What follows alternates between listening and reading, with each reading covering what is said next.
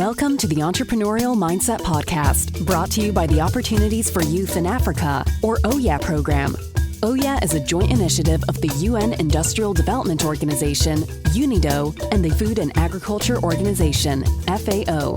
Featuring interviews with inspiring young entrepreneurs from across the African continent, this podcast is about seizing opportunities, overcoming and learning from setbacks, and succeeding in a variety of settings to fulfill your business ambitions. And now, over to our host. Greetings, everyone, and thanks a lot for joining us on yet another episode of the Entrepreneurial Mindset. This podcast particularly is to inspire young people, young entrepreneurs across Africa to learn from those who have been in the business, who are still in the business, pick some best practices and tips and tricks to help them run their businesses. And it's a program and the opportunities for young Africans, also OYA and the United Nations Industrial Development Organization. And I'm really privileged to be hosting another episode with a very fantastic, phenomenal and inspiring woman in the energy sector, Fatoumata Diarrassouba. Fatoumata, how are you? And thanks a lot for joining us this afternoon, morning, evening, depending on wherever the listeners are joining in from. Thank you very much, Maggie. It's morning here in New York. It's a pleasure for me to participate in this podcast. I mean, when I was reading about what Afrik'Energy Connect, Fatoumata is the CEO and founder of Afrik'Energy Connect, a company that supports entrepreneurs in the energy clean tech space. I mean, when I was reading about it, I was thinking, okay, what exactly do they do? Could you just give us a little bit about what Afrik'Energy Connect does? Sure. So at Afrik'Energy Connect, our main goal is to increase energy access and its productive uses in rural and peri-urban areas of West Africa. We do so by providing affordable, climate-smart technologies to households and communities that are not connected to the grid. So we collaborate with suppliers from different countries, and we ensure that our products are of good qualities and meet our customer needs. And if you allow me, I will give more details into what we do specifically on a daily basis. So we first conduct energy assessment needs. And by energy needs assessment, I mean being able to understand the whole picture of and home or a land energy use. Basically, during the assessment, we can help the customer determine how much energy their home, their land, or their farm uses, whether where their home is efficient, inefficient, and also which problem areas and fixes they should prioritize in order to save energy and improve the comfort of their home. And we also procure, sell, and install productive use leveraging solar energy. We commonly refer this in the clean energy space as PEARLs. So these PEARLs equipment include solar home systems, solar pumping systems, solar micro-mills, solar cooler freezers. And PEARLs, like I said, it's productive use leveraging solar energy. Many products powering those PEARLs are being developed in the agricultural, industrial, commercial, and public sector. And this product can provide livelihoods and income-enhancing opportunities for off-grid households. We at Afrik'Energy, we work mostly with smallholder farmers, rural farmers, because it's a fact that the vast majority of Africa's off-grid households live in rural areas, and they largely engage in agricultural activities for sustenance, for income, or even both. And most of these smallholder farmers are often without access to electricity. to power electrical appliances, which can increase the yield. So this is why at Afrik'Energy we offer pulse product that can increase the productivity and have like positive impact on these small scale farmers in rural community and help them enhance food security and also create more employment opportunities. How many countries are you operating in currently in Africa? Currently, we are operating in Liberia. So this is our short-term market. But moving forward, we aim to operate in most, if not all, of West African countries.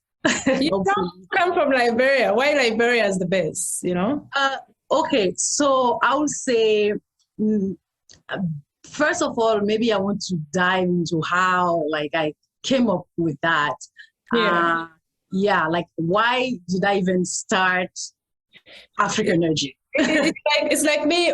When I say that, it's like I come from Rwanda, and it's like me all the way living Rwanda and saying I am setting up my first company in Sierra Leone. I mean, the first question would be, okay, is it a market? You know, as an entrepreneur, they keep saying, you know, you have to go where there is a need, where there is a problem. I mean, what was that pushed you to head to Liberia? Of all markets, you know, you come from Cote d'Ivoire. It's easier to leave Cote d'Ivoire to Senegal, you know, but Liberia is kind of on the edge, depending on, you know, the surrounding of where you would have thought you would have bested the company. Is there something that pushed you to that Liberia specifically? Okay, so I'm coming to that. That's a very good question. Before I discuss the Liberian policy and market environment, which is very conducive for clean energy, I will start with how I started this entrepreneurial journey. So basically, about 1.5 years, almost 2 years ago, I was reading a report from the 2019 Afrik'Energy Outlook.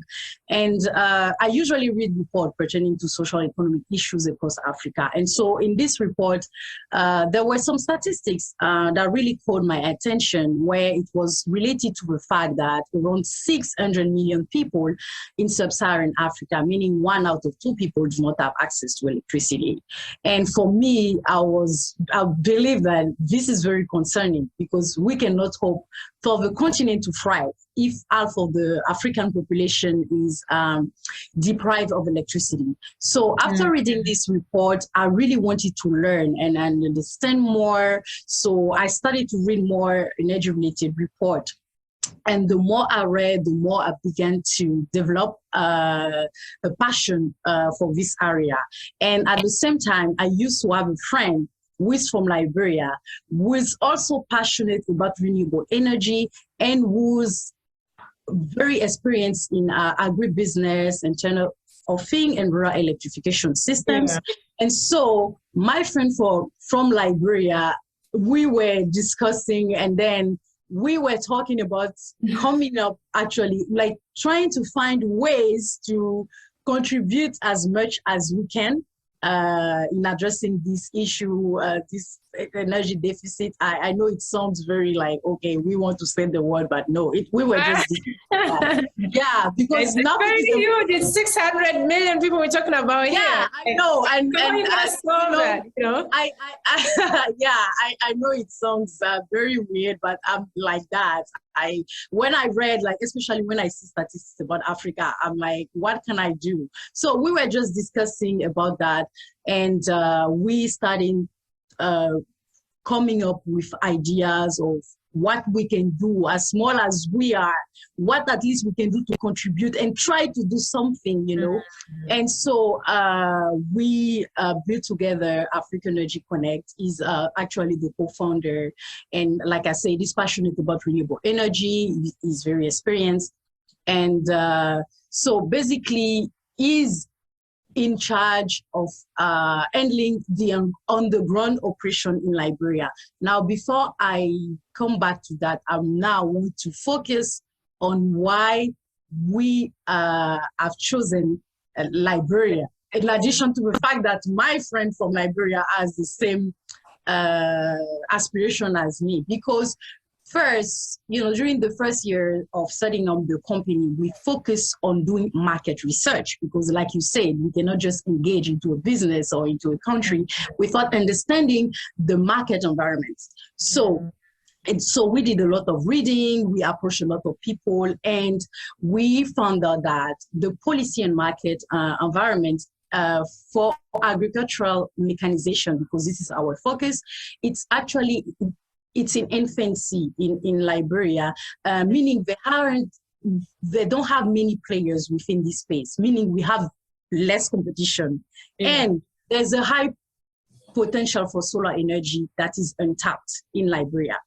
They have only a few solar water pumping systems projects that are mostly implemented by NGOs and other large-scale commercial farmers. And in addition, the government of Liberia actively encourages development of renewable energy, especially in solar.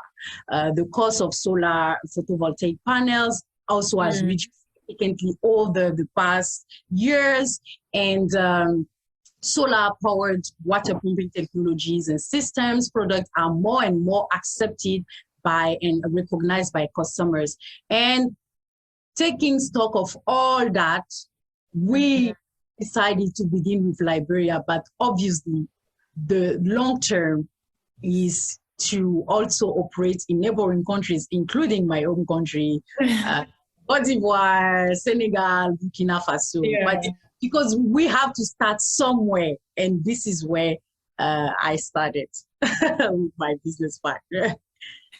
When you say it might sound a bit crazy, look at the likes of Steve, the crazy ideas of thinking, I might not be in a position to solve the challenges, energy we have across the continent. At the end of the day, it's about finding the solutions. So ask, because a lot of times as us, is it better to have a problem to create a business out of a problem? Vis-a-vis, because in your case, it's identifying what the problem was in Liberia, and then you found a solution. Mm-hmm. Is it easier that way? And for you, because you've been in this sector for quite some time, has it proven to be, like they say, that entrepreneurship is about problem solving? Yeah, I would say first, it's about problem solving, not only about that, because you don't want to impose your solutions to the customers. You have to first identify the needs. And this is why we conduct energy assessment needs. We first try to approach our client, the farmers. We try to understand how we can help them improve their income. So you have to first understand your market segment. What is your market looking for? How you can help them improve their level, because it's about empowering local communities. And this is what we value in building this startup, is to value to empower local communities. So you really have to understand your market environment before you bring solutions, because again, the solution that we provide, climate smart equipment, they are not really our customer base. They don't really understand. We have to do the first work of educating them on how to use this product. But before, we need to express the need of using their product. So it's also very important. And again, it's more efficient if you try to solve a problem than just coming into market with a product that that's not solving anything. That you're imposing them something, whatever you have. But another thing that I wanted to mention, it's also that you have to have passion for what you are doing. Because most of the time, when it comes to entrepreneurship, of course, people are looking at making profits than solving challenges. So I think how you say it is very interesting, and I want to hear your views on that. Yeah. So it's not about the profit. Yeah, for me, when I studied that, it's really, I see really the side where I lift up local communities, where I have a positive impact in local communities, where I'm able to create employment, because we have a short team. We are 7 in the team, but I feel that sense of I don't know how I'm gonna express it, but the fact that I'm able to create some local employment, to lift up communities, for me, it's my passion. It's like a life goal, if I could say that. It's because, like impact. I'm sorry. Yeah. You know, what's interesting is that, but what's interesting is that you're also in a sector that is male dominated. I mean, when you talk about energy, when you talk about clean tech, when you talk about everything to do, you know, in that industry, you're looking at having, you know, less than 11% of women globally engaging in that, women founders. Not even when it comes to employees, a lot of women in the sector. I mean, how is it in terms of, for example, seeking partnerships, in terms of scaling up your business? Does it like get easier? Is it like, how would you best explain it and, you know, share with us your journey? Okay, so yeah, I would say, obviously, seeking partnership, it doesn't really matter. Of course, it's pretty intimidating, because sometimes I can be in meeting with potential investors where I'm the only woman, and everyone is men around.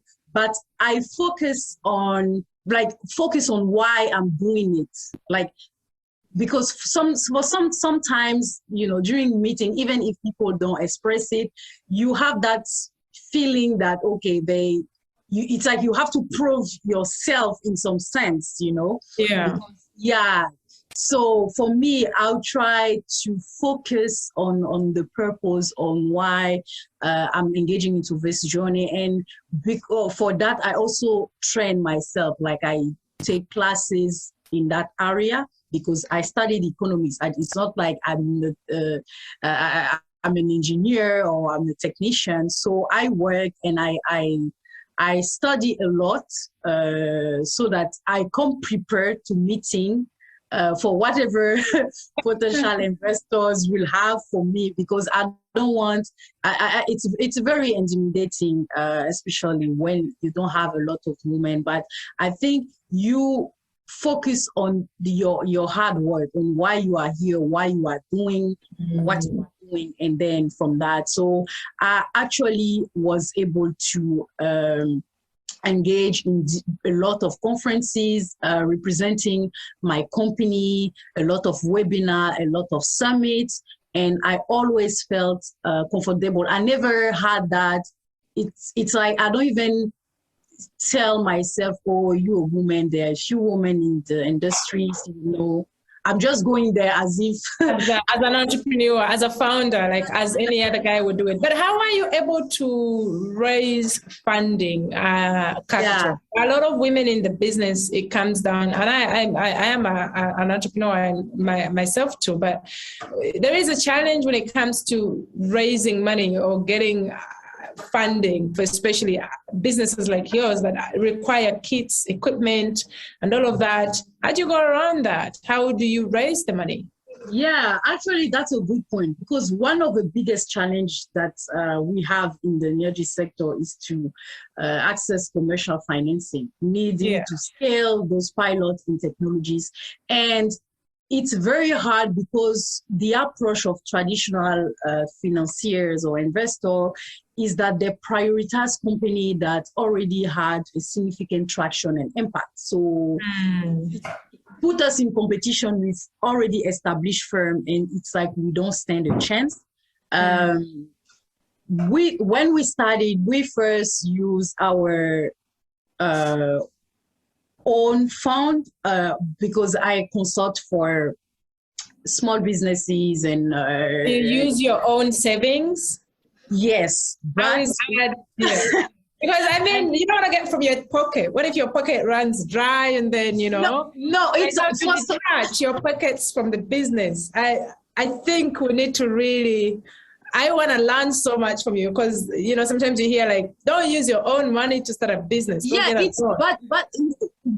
But when we say don't use your own money, I would say actually when you start a business, make sure that you have an account for your business and the personal. Like, don't have like, let's say your bank account is you using that to do a business. But then when you start, because when you start as an entrepreneur, it's you have your idea and you come up with your idea. It's your passion. And before you get to the point where you are able to convince investor, you have to also sweat. And I would say about that, it's about patience, because there are many things that I had in mind that I really wanted to do, but I don't have the financial capability to do them now. So I do things. It requires patience. And I wanted to add that also we apply for grants. And last year we won a grant with the Tony Elumelu Foundation. That's amazing. Which helped us cover some of our operating costs. But again, the initial cost associated with the business of clean energy is very high. So we are always talking to potential investors. We are always applying for grant, even though most of the time we get rejected, but whatever we can do on our own, we will put whatever saving or whatever I earn from doing some consulting here and there, I will put that into the company, because again, I'm passionate about something. And for me, like I said before, I don't really see obviously long-term, make a lot of profit, but I really see the humanitarian side of it. So the idea is, if you don't have the capital, apply for grants. There is always like you understand, there's not as many government grants across Africa. Unfortunately. And I think this is something you and I can touch on later on to see how policies can favor entrepreneurs. When you talk about pitching, of course, raising funding and capital, this also comes with a lot of rejections. Obviously, when you listen to motivational speakers, they will say to you, rejections are what really make you, but also they can break you. How do you handle such moments to build something great out of them? And that's a very interesting question. Actually, I won't lie that rejection is actually something that every entrepreneur should be used to, especially when you're at early stage, because most of the time you're competing for opportunities with already established firms. And I would say it can be discouraging because it takes time. You put your time and your energy to fill out a good application, to prepare a good speech, business models, financial models, and you can even go through interview stage because some applications have several stages. And then it comes back, and then you are rejected. And personally, it's discouraging because I've experienced that. And when it's like that, you even question yourself, you even question your idea, you even question why are you following this path. You can also have advice from people around you will tell you, oh, you can just go back to employment. I won't lie, it can be tempting, but the most important here is, if need to, you can take time off, just meditate, but remember the why you started this entrepreneurial journey. And this why is actually what will keep you going moving forward. You did that. In my case, I did that because I want to lift up local communities. And every time it comes back in my mind, even in my sleep. So whatever I can do to contribute, lift up people, it's actually, so you should have something. That's why at the beginning I talked about patience. You should be passionate about what you are doing in order even for you to make profit, because it takes patience and passion actually to stay like in a job or something. I mean, it's interesting to hear some of these things because I think at a certain time, people don't talk about the challenges they go through. But when you speak, then you relate and you're like, okay, many times I've wanted to go back into employment, but I haven't anyway. But I think it also brings a sudden slap when you're in a sector like this. Does it get harder? And, how do you deal with it? Yeah, actually, there are a lot of challenges in this side. First of all, even the demand. Because on the demand side, your potential customers, because like I said, the costs are high. So, and since we are dealing with smallholder farmers who cannot really afford the equipment, we provide the pay as you pay go option where they can just pay in small installments in order to allow them to actually be able to have the equipment. So those customers, they're actually less inclined to new technology utilization. So you first have to educate them on how to use this technology. You have to intensify awareness within this market segment. You have to educate actually your potential customer, even though there's a demand there, but it's not like, in some business, you just, let's say, I'll take an example. You sell a phone, you show the phone. If the customer like it, they'll pay.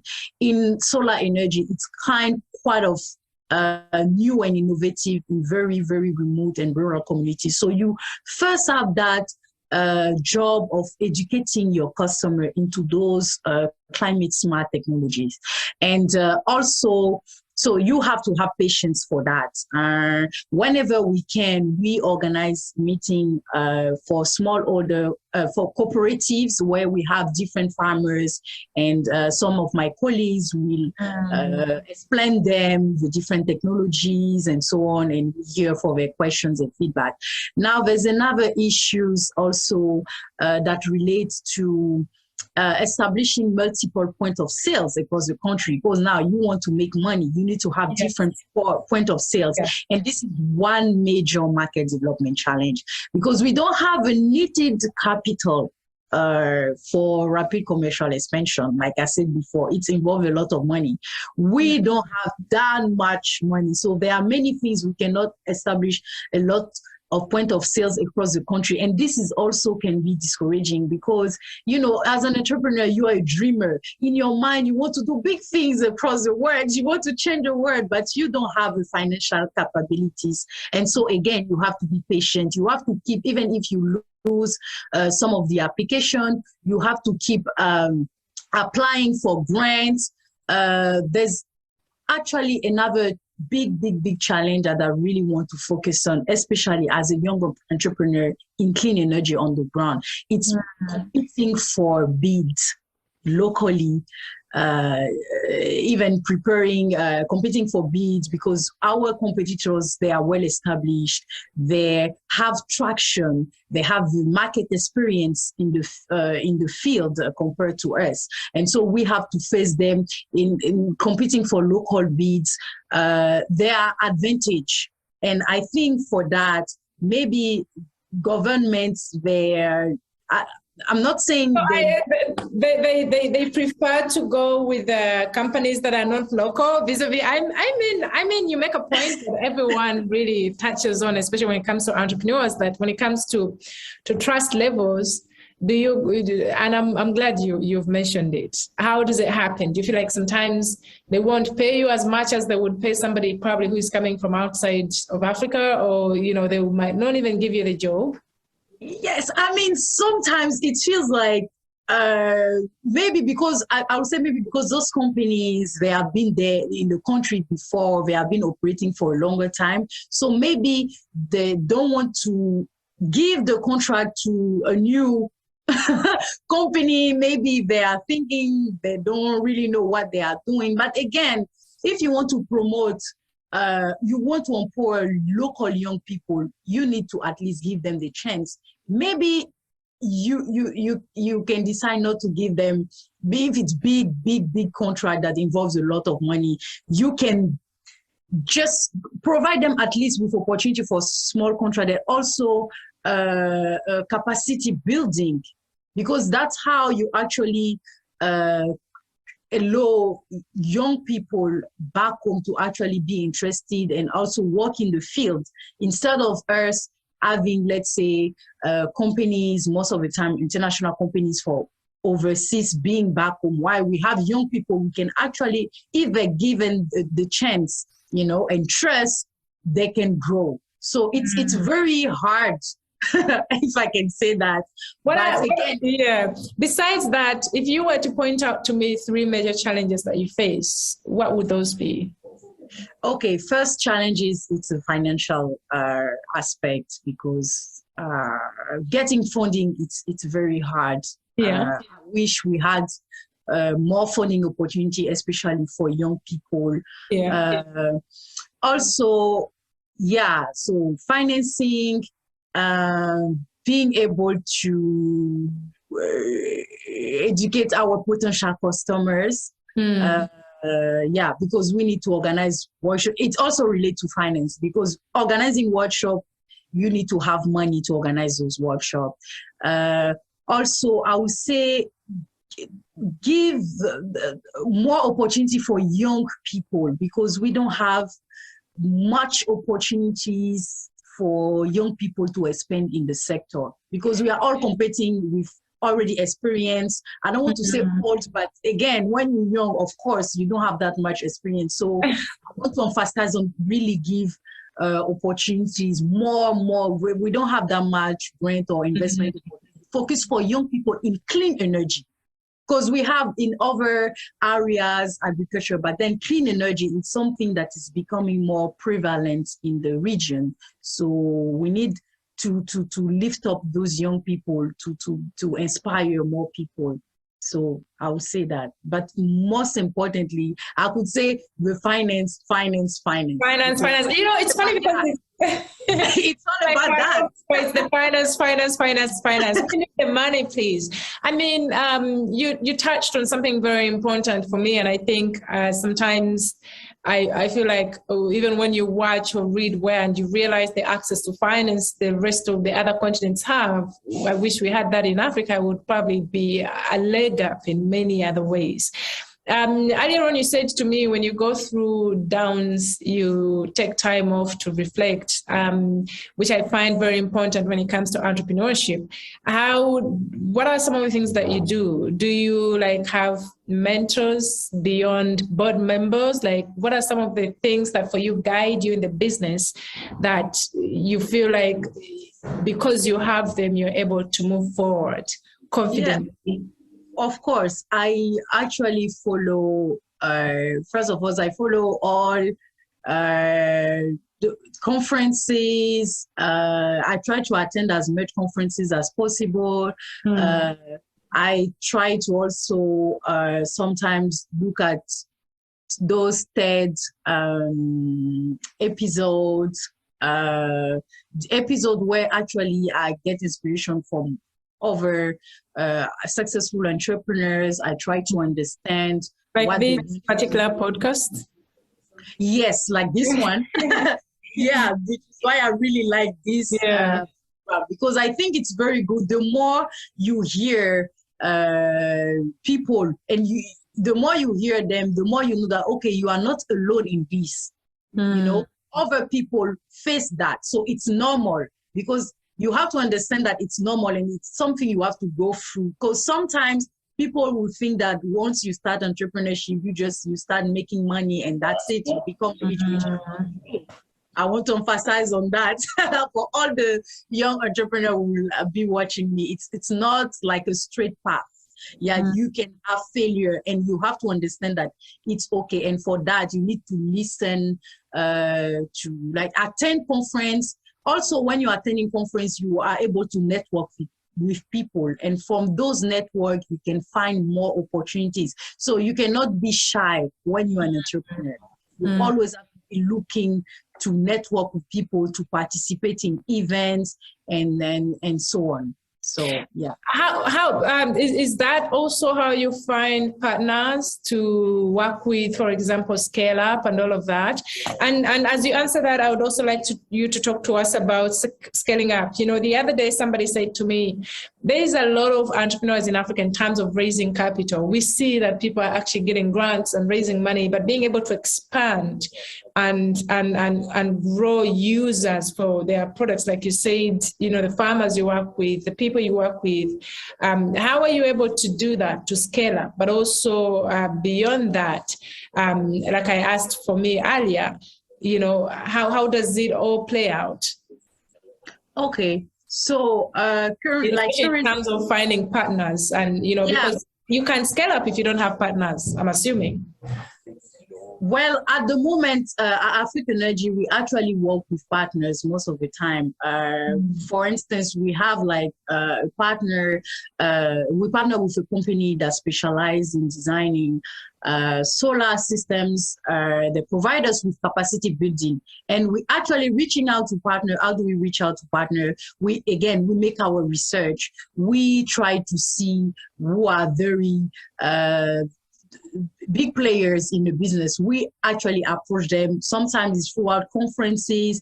We send email even sometimes to people that we don't even know, hoping that they will get back at us. We go to them, we explain them, okay, this is what we are doing. We really need partnership, especially capacity development, because long term, what we want is to transfer the skills. So at the moment, we're working with two partners, we're collaborating with them. They provide us actually with training, because they want to make sure that our staff know how to actually use the product and stuff. So they help us with logistics, installation, project management, because again, it's hard just to go on your own. So I think the partnership are actually helping a lot. Because sometimes we even apply with them for some opportunities as a consortium. And the fact that those partners have experience, you know, they are like 15, 20 years experience, it gives us more credibility when we go to investors, because they know that, even though they are young people, but they still work with experienced company. And this, we do that to make sure that they understand that whatever we provide as services and products are actually very good quality, because you also need credibility. If you are not credible, people will not want to work with you. But for partnership, every time we go and talk to people, some people don't reply, but we don't get discouraged. Again, we are patient. So sometimes to get some partnership, it can take like 6-8 months before they even come to you and say, okay, we want to work with you. But we keep pushing. It's all about that. We are hustling. So it's called the hustle. It's called the hustle. If you could go back a year or when you started with Afrik'Energy and you had one thing to change, what would it be? I will say building more patience and also not, because sometimes people who are closer to you, you know, when you start a journey anywhere, actually doing because I used to work for international organizations, I have a diverse experience, and at some point you have people telling you don't, like, making yourself adopting the path that you are taking. So I would say and sometimes it makes you wait for long before starting this. Why you have something, that thing that you had in mind for a long time, but because sometimes you just hear things or people trying to discourage you from your path, you're just gonna take more time to actually build whatever you are trying to do. So I would say, kept focused and being more patient, and if I was able to save more, I would have. It's like because I didn't. You make it. Yeah. Yeah, I mean, it's very, very interesting. I read somewhere that, in entrepreneurship, you have to fake it until you make it. And when you say, believing in yourself and being patient with yourself, I think we are sometimes too hard on ourselves. Yes. And especially, I keep saying this because it's two women having a conversation as women. Sometimes you're like, maybe I'm not doing enough. Maybe, I am not asking for enough. And that brings me to the question of negotiations, because also when you work in such fields, at times, there have been conversations around of how we ask for less our worth, even as entrepreneurs, as female entrepreneurs. Has this ever happened to you? Do you sometimes feel like, I could have negotiated more, or I could have gone harder for this? Do things like this ever happen to you? Like I said, like every time I go into negotiation or in a meeting, it's important to go like with having in mind that you're going as an entrepreneur. Because if you go with first having that idea, oh, I'm a woman, it's like mentally you already limiting yourself. So in my mind, I'm just going as an entrepreneur, and I just go and explain what I'm doing. People will ask me questions. I explain as much as I can. And if it works, it works. If it doesn't work, it's okay. Again, I try not to be intimidated when I am in meeting when it's only men. Because even in my previous work experience, I used to be meeting where I'm the only and the youngest. So maybe from that, I already built that mental strength that once I get into a negotiating room with men only, I just have to focus on the purpose of what why I'm here and why I'm doing it. So it's just to go not with that in mind that I'm a woman, but you are an entrepreneur and you're trying to do something good, positive for the environment. Of course, with scaling up in different countries, like you say, Cote d'Ivoire, Liberia, also comes with building teams that understand your vision. Yeah. How do you identify people that can work for you as a business owner? First of all, I will, so obviously there are many people who will be reaching out to me for what, from what I'm doing. And I will, obviously, I will get into a conversation with people. I will try to see, for me, the most important is for the person to be passionate for wanting to work. Even when you express your interest, I take time again here. I take patience, because people will come to you. Sometimes people will come to you and you might think they can sell you whatever they want you to sell, but with time, or you take time to see what they are doing. It's like you put them on the spot, and with time you are able to tell whether this person can be a player or not. So again, here it's patience, you first give a chance. I don't go on stereotype. I don't go on, this person doesn't have much experience. No, I don't go on that. I want to see whether you are passionate. I want to see your motivation into that. And I want to see if you understand my vision. Of course, you've talked to us about, the need for mentors, the need for, people to look up to, of course, the team and finance. But there are things that stand out for businesses. And obviously, operating in the energy sector is quite different, for example, if you were in the medias. But, for you, what would you say is actually the heart of any business from your experience, and why? And I'm basing that for a business like Afrik'Energy that identified a problem in Liberia and said, this is where we're based and this is where we're scaling. What is the heart of any business in your own experience?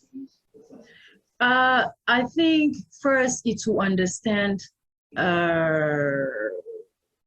It's to understand. When I say understand, I would say educate yourself as an entrepreneur, because this is a business in which everything is pretty much technical.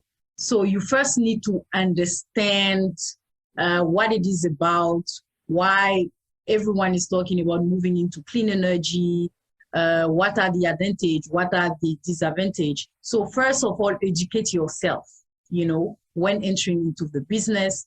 Do a lot of, when I say educated, so also do a lot of like research, do a lot of reading, approach people, take time to understand actually what's happening, the environment, not only your market environment, but across the world, attending as much as you can, international conference, summit, ask questions, make yourself heard. And me in that, I'm like a young advocate of SDG 7, because I participate and spoke at several conferences, mostly to raise awareness on the importance of sustainable energy in tackling climate change, and also on promoting youth inclusion into initiatives and policies in the context of Africa. And it's very good because that's how you educate yourself. In this business, you really need to understand the technical aspects of it. So basically, there's exposure. I guess what I meant earlier was, if you asked me the heart of my business, I would say the team is my heart. Somebody would say the money or the profit or the board of governors. I don't know the governing board or lots of things that make up a business. So for you in your experience, I want to understand, what is that sticks out for you and why, so that we can draw some experiences. Okay, for me, I would say the team. Me and my co-founder, we have the same vision, because everyone in the team need to understand the vision. You need to be at the same page. You need to trust each other. So the team is actually the most important, because most of the time we work remotely. So I need to trust my partner. My business partner needs to also trust me.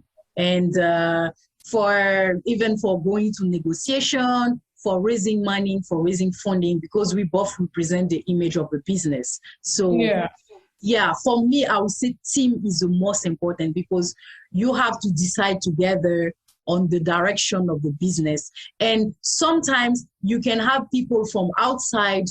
I mean, you have to be so united into this vision, so that even when you have people from outside approaching one of you in the team and trying, because it happens, some people can approach and say, we want you here, we want you here. We experience that, but communication, every time that happens, if it's on my side, I'll go to because we pretty much have meetings every day, sometimes 2 or 3 times per day.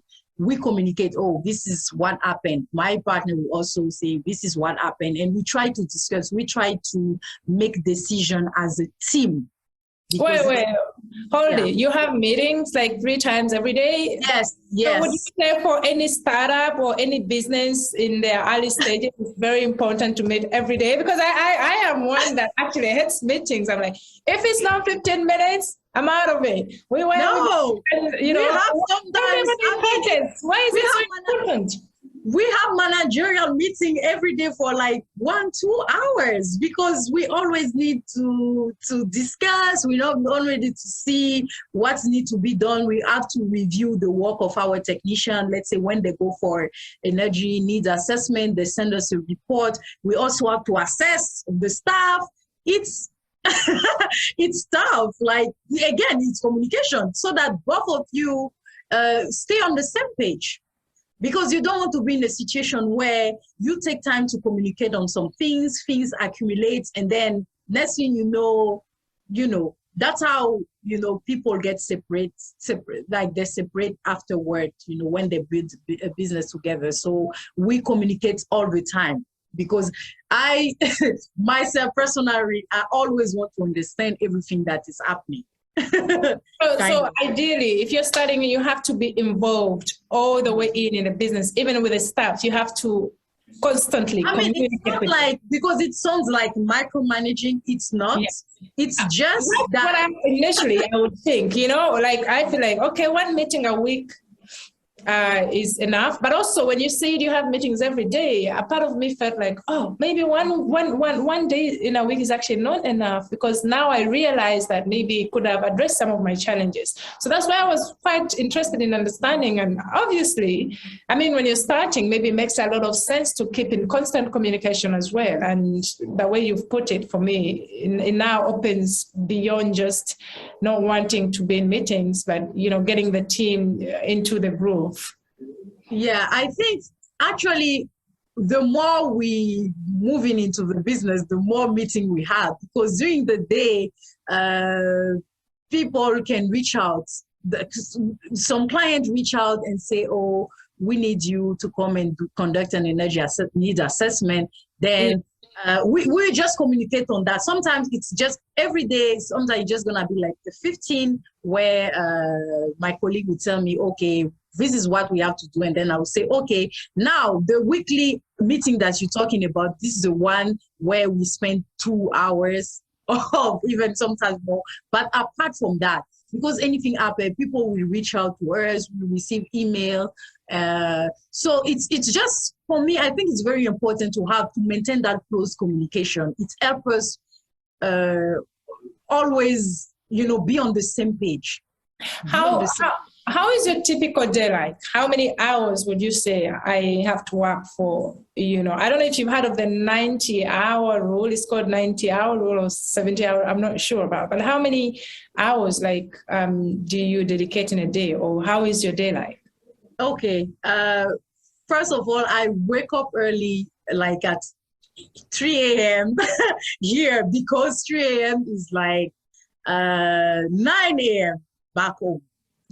So, and most of the time, so when I'll be waking up at 3 a.m., I'll be working, having meetings. So let's say for 3 a.m. to 11, I'll be working on the business, and then after to see what's going on. And then after, I'll move forward to all my other consulting businesses. So let's say, sometimes it depends. Sometimes it can take more than eight hours. I don't really have any 90 or 70 rules, because if there's, let's say if there's an emergency or something that needed to be discussed, I will make myself available for that, because the business is very important and we have to make sure that everything runs smoothly.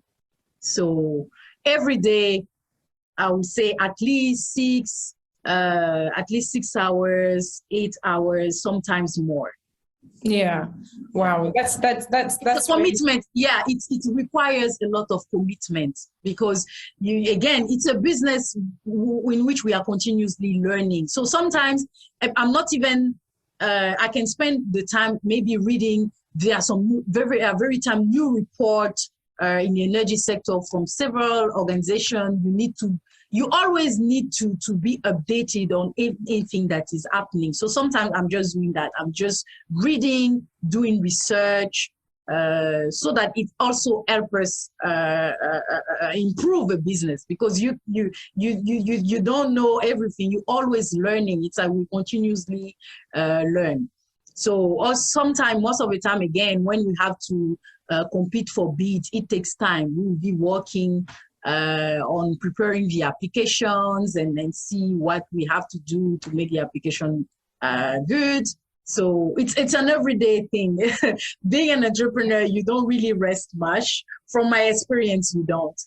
Because even when I go to bed, if I didn't solve an issue, see, that's a thing. Maybe it's a bad thing, but whenever if I didn't solve any issue during the day, when I go to bed, I will have that in mind.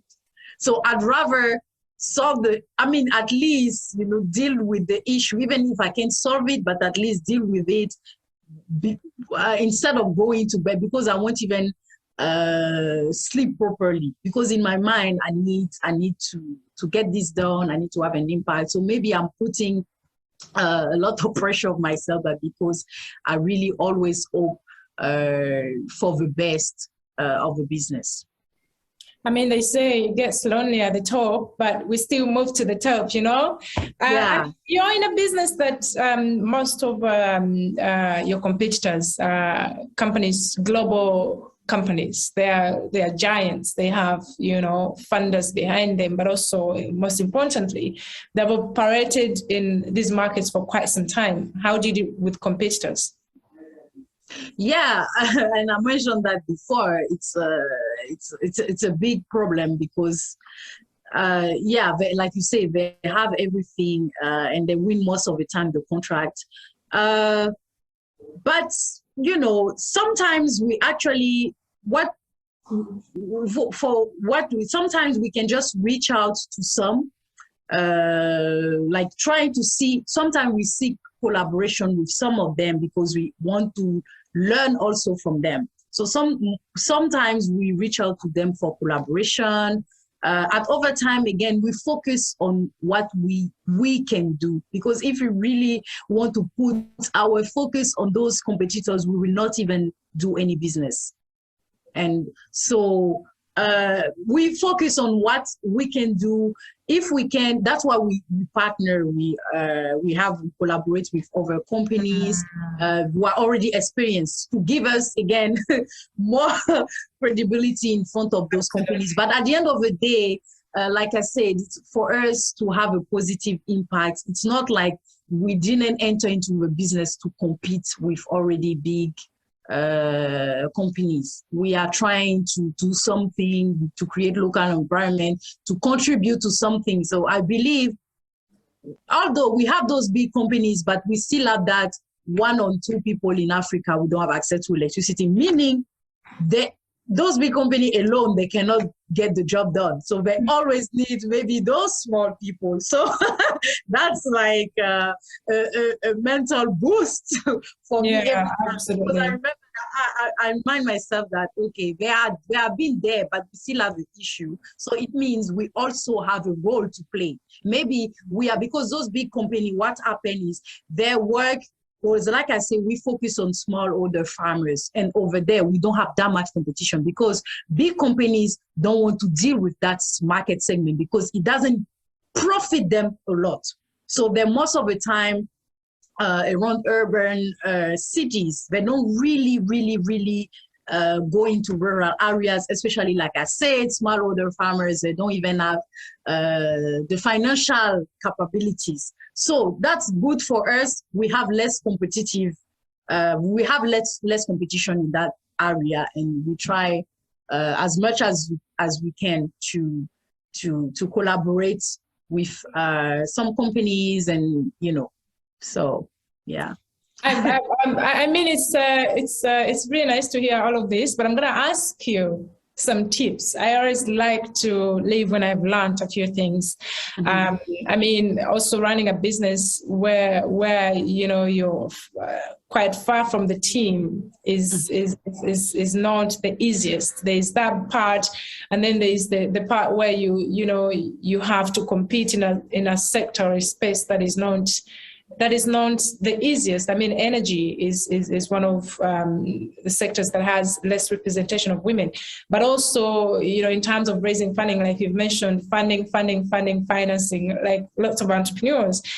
Give us 3 tips that you live by, or, for somebody who would probably want to get into this particular business, some of the things they could know or they should know as they move into clean energy, into energy itself, or into the ecosystem, be it even services or anything. What kind of advice would you give us?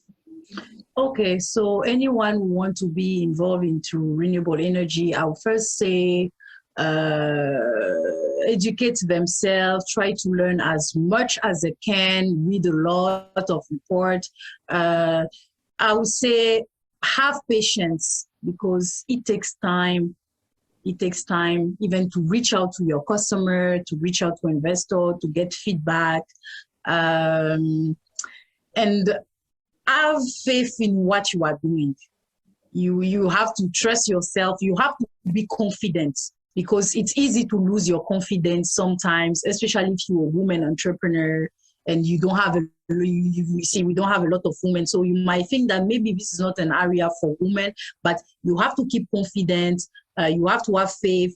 And again, you have to listen. I mean, reach out. Don't be afraid to reach out to potential partners. Don't be afraid to apply to opportunities. Apply as much as you can, because as a young entrepreneur, we don't have that much opportunity. You have to go and look for the opportunities. So don't be afraid to look out to opportunities, talk to people, be involved in conferences, listen to podcasts like this one, where you can see other entrepreneurs explaining the challenges. And remember this, you are not alone, we are together in this. It's a very interesting experience, even though we have challenges, but this is part of the process. It's a learning experience, and yeah, I'm enjoying it a lot. Despite everything that is happening, the more challenges I get through those challenges, the more I build resilience. That's how you build resilience, by being able to address those challenges. So have confidence in what you are doing, and know that entrepreneurship is not an easy path, but it's not impossible. We can change things. We can change those statistics and make the better for our continent, Africa. Before I let you go, I have one question, then I'll end this for me. Is there a moment in your business journey where you've almost given up? Yeah, I would say when applying for contracts for bids locally, sometimes they even like. Sometimes when even to be able to apply for the bids, sometimes you might not even be able, or sometimes you need to know someone to be even able to apply. And I would say when I had those, like the first time I heard that, okay, you really need to know someone in this to even be able to apply, in my mind I was like, why I'm doing this? There's no point, because for me, I'm trying to solve something, but seems like there's more to it. But then again, when it's like that, I'll just stop for a while. I will meditate. Meditation is very good. As an entrepreneur, I advise all aspiring entrepreneurs to meditate. You can meditate with anything. You can just be there. I can just be there for hours, and I do that every morning when I wake up, for at least 1 hour, not doing anything, just be quiet. Listen, it can be you listen to soft music or reading a book or whatever, but just meditate. It really helps you get through the day, get through any challenge you go. So yeah, and there's always area, especially also I applied for some grants where I really, really expected to win, and I didn't. And it felt very bad. I felt really down, and I felt like I was doubting myself. I was like, maybe I'm not even done for this sector. But every time I'll stop, go meditate, and then I'll come back to the why I started this, and then I'll get back to business. I start meditating. You know why? Because I've had lots of those moments this year. It's just the first quarter, and the disappointments have been so many, and I've been wondering, what do I need to do? Because you can't get, all these rejections and everything, going around. But that's really very awesome to hear. Thank you so much, Fatoumata. It's been really a pleasure to have you on this episode. I have to say, you might need to expand and scale up in Senegal, like you saw. We have power blackouts, and sometimes it's like, okay, if this is live, it's gone. But it's really a pleasure to hear your story, and it's quite inspiring. Thank you very much.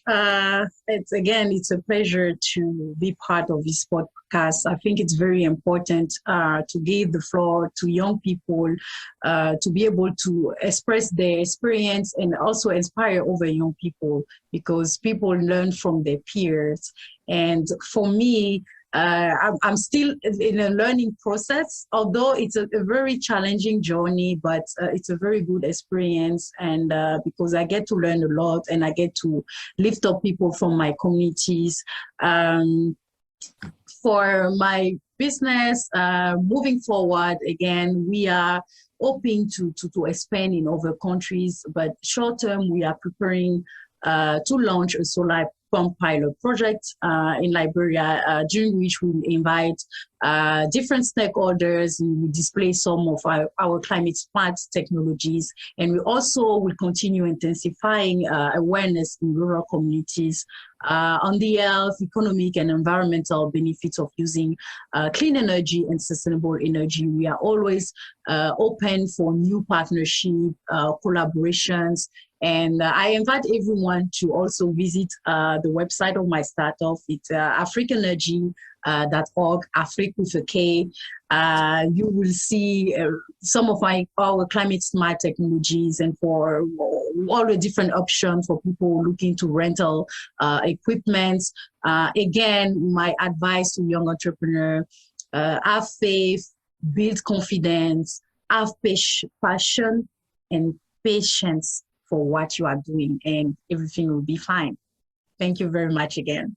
Thank you very much, Fatoumata, and for everyone else joining us from wherever you are. Thanks a lot for listening in and watching on our YouTube channel. It's always a pleasure to have you on as we speak to various entrepreneurs from across the continent on their journey. And our hope is that we learn from each other and be able to support each other in this entrepreneurial journey. It's the entrepreneur mindset with the opportunities for young Africans platform organization. And thanks again. My name is Maggie Mutesi. Here's to peace, profits, and good business.